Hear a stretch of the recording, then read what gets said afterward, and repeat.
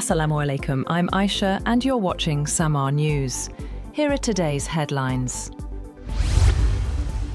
In an unprecedented move, Spain's government has approved a fast-track plan to legalise hundreds of thousands of undocumented migrants. The measure covers people who have lived in Spain for at least 5 months, have no criminal record, or applied for asylum before the end of last year.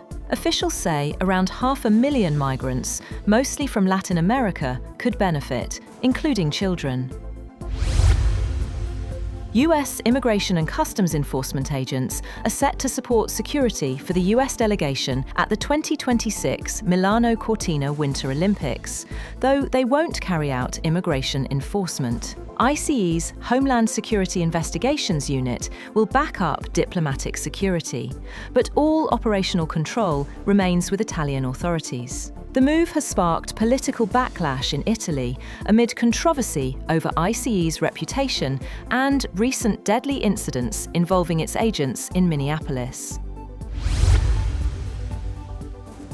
Azerbaijani authorities have said they arrested 3 men accused of planning an attack on a foreign embassy in the capital, allegedly at the direction of Islamic State Khorasan. In a statement, Azerbaijan's State Security Service said the suspects had conspired with members of ISIS-K.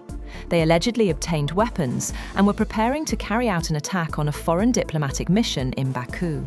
Security forces arrested the men before the plan could be executed. Saudi Arabia has suspended planned construction of a colossal cube-shaped skyscraper at the centre of a downtown development in Riyadh, while it reassesses the project's financing and feasibility. The Mukaab, at the centre of Riyadh's new Maraba development, is the latest fantastical giga-project linked to Saudi's Vision 2030 to be curtailed or delayed as the kingdom's $925 billion sovereign wealth fund scales back ambitions to manage costs and prioritise spending.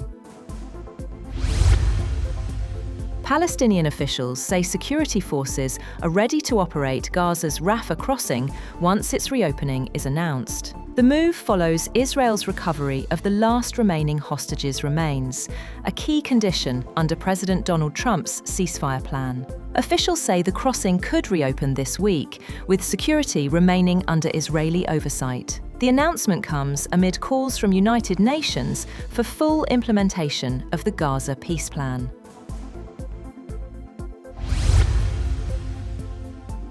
Chinese President Xi Jinping has called on China and Finland to uphold a UN-centered international system and advance a multipolar world, while urging Helsinki to play a constructive role in promoting stable China-EU relations. During talks with Finnish Prime Minister Petteri Orpo in Beijing, Xi also highlighted cooperation in energy transition, agriculture and forestry, as Arctic security and emerging trade routes grow in strategic importance for Finland, NATO and China. Japan has asked its fishermen to stay away from disputed islands in the East China Sea, fearing a potential clash with China. The discreet requests mark a shift in Tokyo's approach after years of tolerating fishing trips near the uninhabited islets known as Senkaku in Japan and Diaoyu in China, which nationalist groups say help assert Japan's control. The islands are administered by Japan, but claimed by China, and remain a major flashpoint in bilateral ties, which have worsened amid broader regional tensions involving Taiwan. South Korea has scrambled to assure the US it remained committed to implementing a trade deal after President Donald Trump said he would hike tariffs on autos and other imports from its ally, blaming a delay in enacting the pact agreed last year. Trump said that South Korea's parliament was not living up to its side of the deal by swiftly enacting the agreement he reached with President Lee Jae-myung to make huge investments in US business projects in return for tariff cuts. Meanwhile, South Korea moved swiftly to reassure the United States of its commitment to the major trade and investment deal.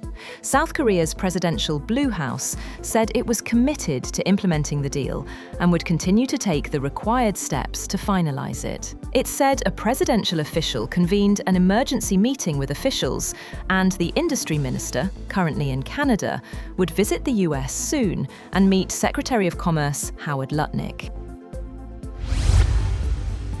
Indian Prime Minister Narendra Modi said that India and the European Union have finalised a landmark trade deal that will represent a quarter of the world's economy. After nearly 2 decades of on-off negotiations, the deal will pave the way for India to open up its vast and guarded market to free trade with the 27-nation EU, its biggest trading partner. Modi said this agreement will bring major opportunities for the 1.4 billion people of India and the millions of people in Europe. He added that the agreement represents 25% of global GDP and 1/3 of global trade. That's all for now. For more updates, visit www.samaa.tv. Thank you for watching Samaa News.